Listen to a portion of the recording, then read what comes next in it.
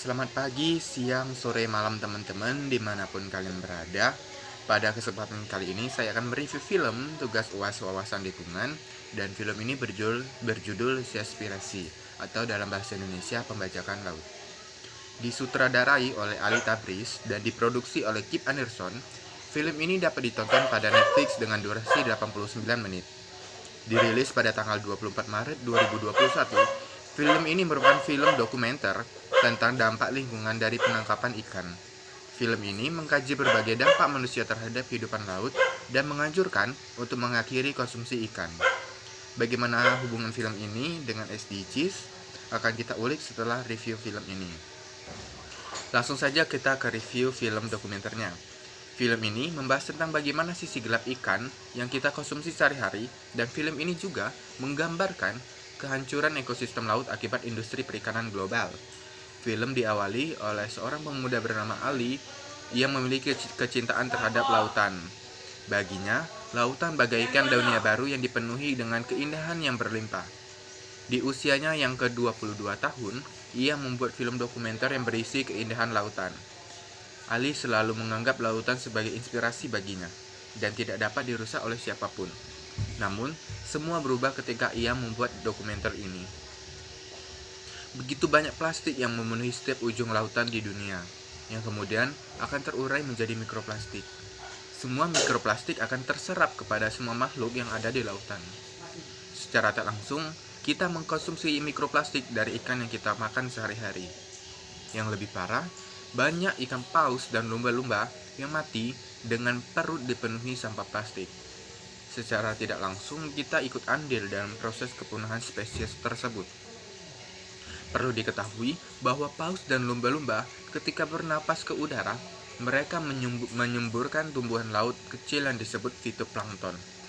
Yang mana fitoplankton ini akan menyerap karbon dioksida dan menghasilkan 80% oksigen yang kita hirup di bumi.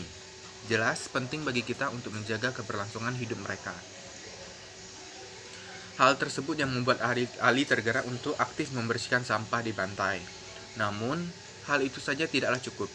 Di saat semua orang mengecam perburuan paus dan lumba-lumba, justru Jepang membiarkan warga melakukan perburuan liar yang mengakibatkan 700 paus dan lumba-lumba harus mati setiap tahunnya. Ali sangat penasaran dengan hal itu dan berencana untuk mendatangi tempat itu. Setelah ia siap, ia pergi ke suatu tempat bernama Taiji. Di sana, ia dihadapkan dengan keadaan yang sangat mengerikan. Bagaimana tidak, seluruh polisi hingga penjaga pantai sangat mengawasi mereka hingga Ali harus sembunyi-sembunyi dalam mengambil gambar. Ali mendapat satu fakta bahwa perburuan paus dan lumba-lumba agar ikan kecil di lautan tidak habis dimakan paus dan lumba-lumba. Untuk memastikan fakta tersebut, Ali mengunjungi sebuah pelabuhan yang tak jauh dari lokasinya saat ini. Saat di sana, Ali pun terkejut dan heran bahwa di sana merupakan pelabuhan industri ikan tuna. Ribuan ikan tuna ditangkap di sana setiap harinya. Sudah jelas, mereka berusaha mengkambing hitamkan paus dan lumba-lumba. Tak hanya tuna, mereka juga menangkap ikan hiu yang merupakan penjaga lautan agar tetap sehat. Intinya, peran hiu dalam ekosistem laut sangatlah besar. Bisa dibayangkan, jika hiu mati, ekosistem laut pun akan mati. Lalu, siapa selanjutnya yang akan mati? Lalu ada hal lucu dan aneh bahwa produk tuna yang mereka jual mendapat sertifikasi internasional akan bebas produk paus dan lumba-lumba. Seakan-akan organisasi pemberi label buta akan kenyataan yang ada. Selain itu, jaring atau jala yang digunakan itu dibiarkan membentang di lautan lepas setelah jaring tersebut rusak atau tidak digunakan lagi dan akan memperparah kondisi lautan. Akan banyak ikan yang terperangkap dan mati, serta terumbu karang yang rusak terbungkus jaring. Ali pun menemui organisasi plastik untuk menemukan solusi. Namun, salah satu petugas menjawab solusinya adalah untuk berhenti memakan ikan. Lalu, Ali menanyakan kepada CEO organisasi ini, jika memang itu solusinya, kenapa ia tak pernah menaruh hal tersebut pada website mereka? CEO organisasi itu pun diam tanpa bicara, seolah ada yang dirahasiakan. Kemudian Ali berpikir bahwa satu-satunya solusi dari masalah ini adalah menelusuri aliran dana pada proyek ini. Ali menemukan bahwa 80% atau sekitar 30 juta dolar uang yang mereka terima berasal dari pemberian lisensi terhadap suatu produk yang akan dijual di pasar. Artinya, semakin banyak lisensi yang mereka berikan, maka semakin banyak uang yang akan mereka terima. Ali pun tidak mau lagi percaya pada lisensi tersebut. Dan pemerintah telah membuat tim penyelidik untuk pengawasan penangkapan ikan ilegal. Namun, mereka justru diburu dan dibuang di lautan. Keith David, umur 41 tahun, pemantau asal Amerika Serikat, hilang di lepas pantai Peru setelah melakukan pengawasan. Lalu, di Papua Nugini, 18 pemantau hilang dalam kurun waktu 5 tahun. Kemudian, pada tahun 2015, di Filipina, seorang pemantau bernama Gerly Alpora dibunuh di rumahnya sendiri di depan anak-anaknya setelah dia melakukan penangkapan terhadap salah satu penangkap ikan ilegal di sana. Ali juga mengatakan bahwa upaya pemerintah untuk memberi subsidi juga gagal. Subsidi diberikan agar menstabilkan harga produk. Namun, di banyak negara lebih banyak uang subsidi dibanding dengan nilai ikan yang kembali. Acap kali mereka mencuri ikan dari tempat orang yang bahkan harus berperang untuk mendapatkannya. Apa yang mereka lakukan menjadi penyebab munculnya perompak Somalia yang ternyata mereka hanya penangkap ikan ilegal. Dulu nelayan Somalia itu baik. Mereka menangkap ikan untuk memenuhi kebutuhan keluarganya. Namun, sejak perang saudara pecah di Somalia, kapal penangkap ilegal mulai bermunculan dan menyerbu serta mengeruk ikan di lautan mereka. Mengetahui fakta tersebut, Ali ikut sebuah organisasi peduli laut untuk melihat lebih dekat permasalahan ini.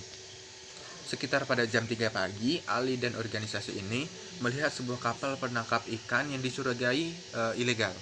Mereka pun menghampiri kapal itu dan langsung naik ke atas sana.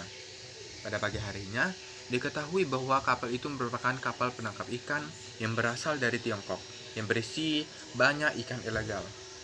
Kapal itu pun ditahan dan diberi denda. Walaupun hanya satu kapal, setidaknya itu bisa menjadi peringatan bagi yang lain bahwa ada konsekuensi atas tindakan yang mereka lakukan. Saat melihat keadaan sekitar, ia melihat kejadian langka. Ali bertemu dengan orang yang selama ini dianggap sadis, yaitu perompak Somalia. Namun, kenyataannya mereka hanya ingin meminta sedikit makanan kepada orang di kapal yang sebenarnya merupakan perompak sebenarnya yang meraup ikan di sana. Para nelayan di sana harus bersaing dengan kapal modern yang mustahil untuk mereka kalahkan. Saat kebutuhan makanan tidak dapat dipenuhi oleh lautan, akhirnya mereka mulai mencari makanan di daratan dan melakukan perburuan liar, yang tentu saja memberikan dampak yang sangat buruk, tak hanya bagi hewan, namun juga bagi manusia. Hal tersebut menjadi salah satu penyebab epidemi mengerikan yang bernama Ebola.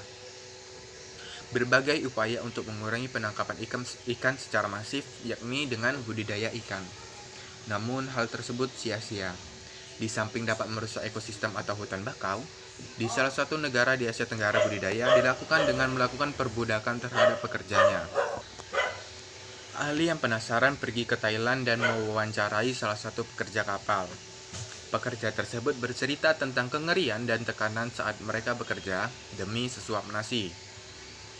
Saat asik melakukan wawancara, Ali dan rekannya dipaksa untuk pergi. Ternyata, ada seorang yang melaporkan kegiatan tersebut. Ali pun dengan cepat pergi dan meninggalkan Thailand. Ali sangat kecewa karena pergi dari Thailand secepat itu. Ia hanya bisa membayangkan jika ia berada di posisi pekerja tersebut. Ia hanya ingin menolongnya. Apa boleh buat, pihak berwenang pun justru terlibat dalam kegiatan keji tersebut. Nah, dari menonton dokumenter ini, pelajarannya bukanlah meniadakan atau mengurangi konsumsi ikan. Tapi inti perusakan ekosistem laut adalah bagi pemegang bisnis kelautan yang punya dana besar.